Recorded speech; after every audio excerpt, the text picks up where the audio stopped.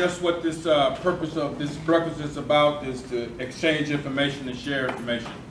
Now, before we close, we're going to give each one of the candidates that are running for an office, keep it within 3 to 5 minutes, and let us hear from you what you got to say.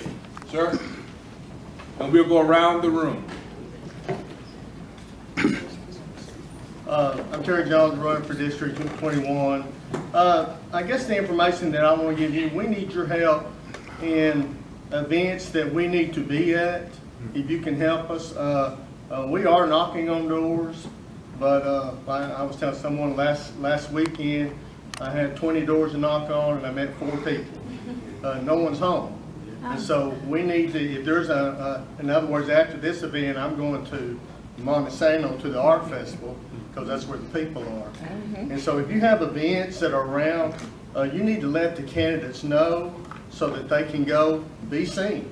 I go to football games, I go wherever I can find people standing around. And just so, but yes, I am running for 21. We're working hard, and we feel real good about where we are right now.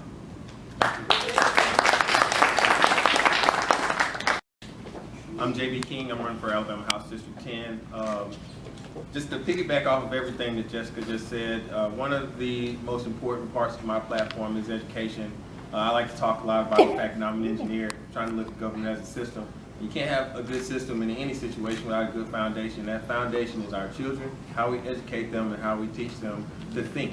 I do very much believe that we need to have enough people in Montgomery to support the agenda and the topics that she's talked about. I hope to be one of those people. Please consider me. I'm J.B. King, House District 10. Good morning.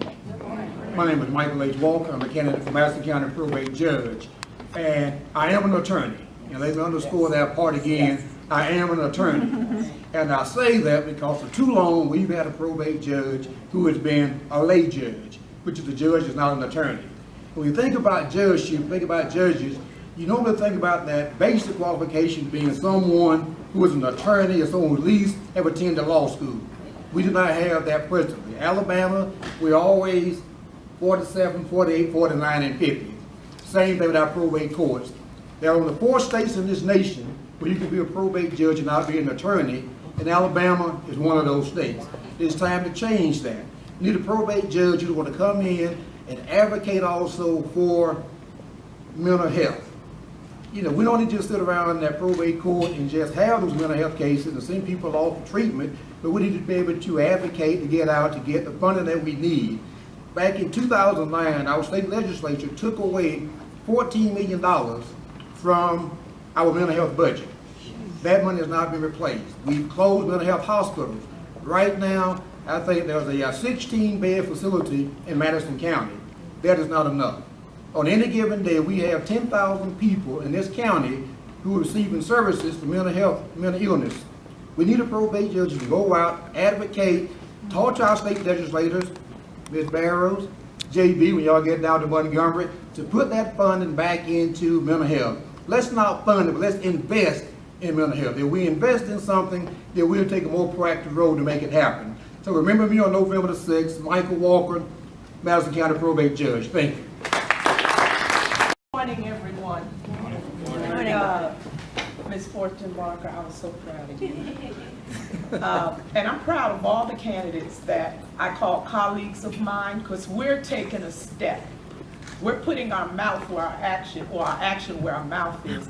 I'm Deborah Barros, and I'm running for Alabama State Senate District 7. That covers lots of Huntsville, Meridianville, Hazel Green, Moores Mill, and the Redstone Arsenal. Now, due to gerrymandering, I've had some areas taken away from me. So, if you went to vote for me and my name wasn't on your ballot, you either had the wrong ballot or they shifted your address in another district. I'm sorry. Sunday, at 3 o'clock at the headquarters, Democratic headquarters, I will be hosting a volunteer training. We've been out there, but now it's time to get moving and getting busy even more so. We are trying to represent you, the people. We, the people. We can't do it if we can't get into voter engagement, get the apathy. There's a lot of apathy in this area.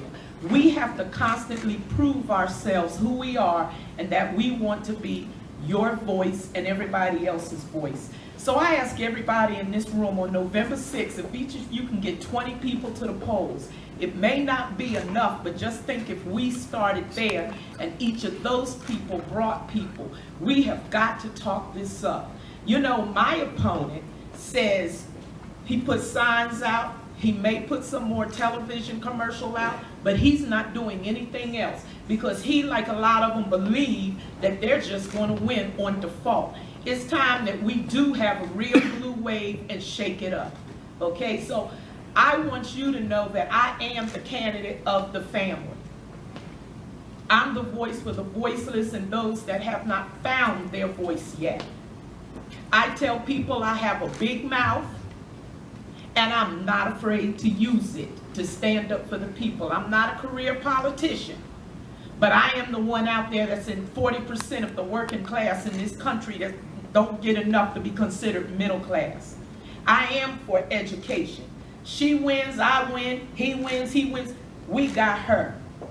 Dr. Bronner no longer has to fight this battle by himself to keep hands off of those of you that have played into the retirement system. He got us now. And I've been trying to get in touch with him. I emailed him and I told him, you no longer in this by yourself. Whether I win or not, I'm in it with you. So we need you to vote, okay? Anything dealing with the family, just come and talk to me. And by the way, all of us are taking donations. We really need it. I'm speaking for all of us, but speaking for myself, yes, I'm taking donations. Hate to beg, but that's the reality of being a Democratic candidate. We're here alone doing what we have to do to represent you. So remember, November 6th, 2018, when you go to the polls, I'm telling people vote straight Democrat, because if my friend Walt wins, I win, she wins, he wins, because we're on that ticket. But if you don't vote a straight Democrat, please vote Deborah Barros, District 7, your next state senator, and help her make history, the youngest female and minority on the state board. Help me make history, flipping this area blue, the only female and minority. Thank you so much, and I'm glad to see everyone. And thank you, sir. What do you say? Thank you.